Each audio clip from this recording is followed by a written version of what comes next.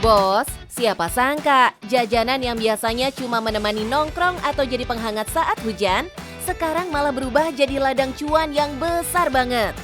Dari satu gigitan cuanki yang kriuk dan gurih ini, lahir usaha yang bisa menghidupi puluhan orang. Bahkan produknya sudah dikirim ke berbagai daerah di Indonesia sampai tembus ke luar negeri. Dan yang lebih menarik nih bos, tempat ini bukan cuma menjual cuanki, tapi juga jadi tempat orang-orang memulai mimpi buat punya merek cuanki sendiri.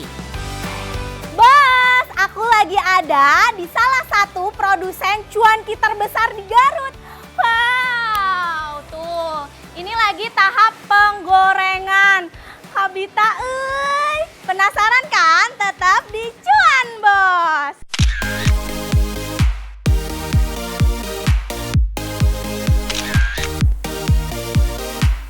Bos, aroma ikan dan adonan yang baru digoreng langsung tercium kuat dari depan ruang produksi.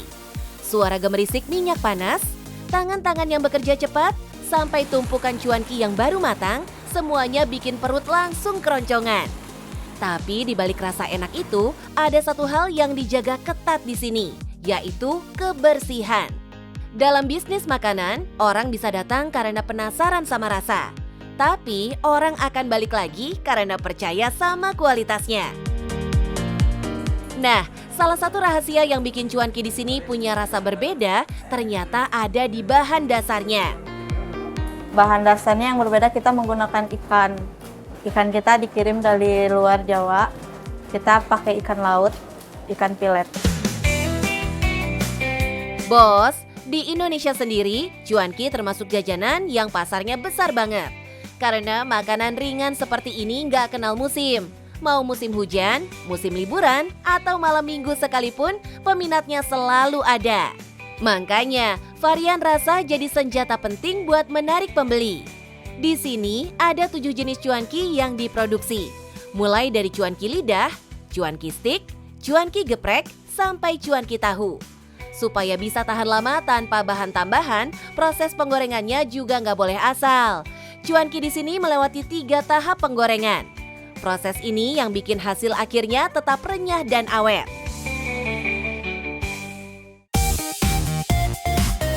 Meski sekarang terlihat sudah besar, perjalanan usaha ini tidak selalu mulus.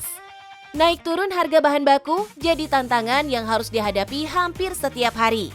Belum lagi soal meyakinkan pasar bahwa produk mereka punya kualitas yang bisa dipercaya.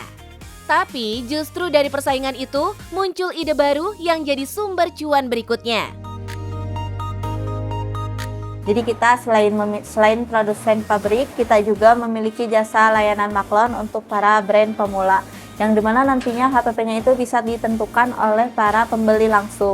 Untuk sasaran kita B2B, business to business. Kita lebih mencari para pembisnis yang memang membutuhkan produk dalam skala jumlah besar.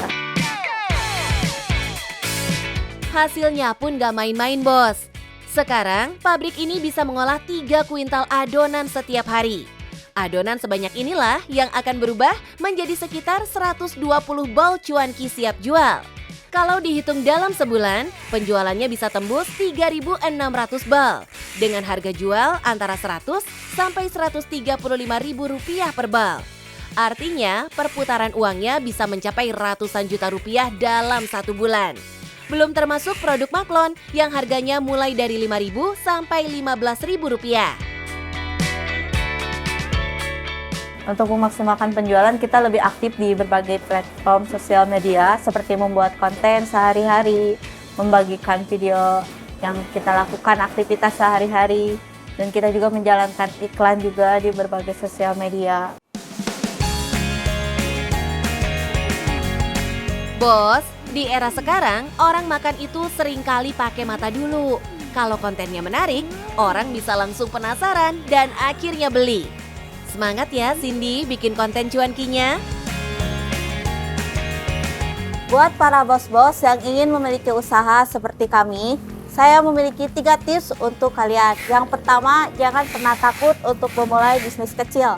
Karena bisnis yang besar lahir dari bisnis yang kecil. Yang kedua, tetaplah konsisten dalam menjalankan bisnis kamu. Serta yang terakhir, Jangan terlalu fokus terhadap produk, tapi fokuslah terhadap solusi yang kamu berikan kepada konsumen. Yang penting, cuan bos!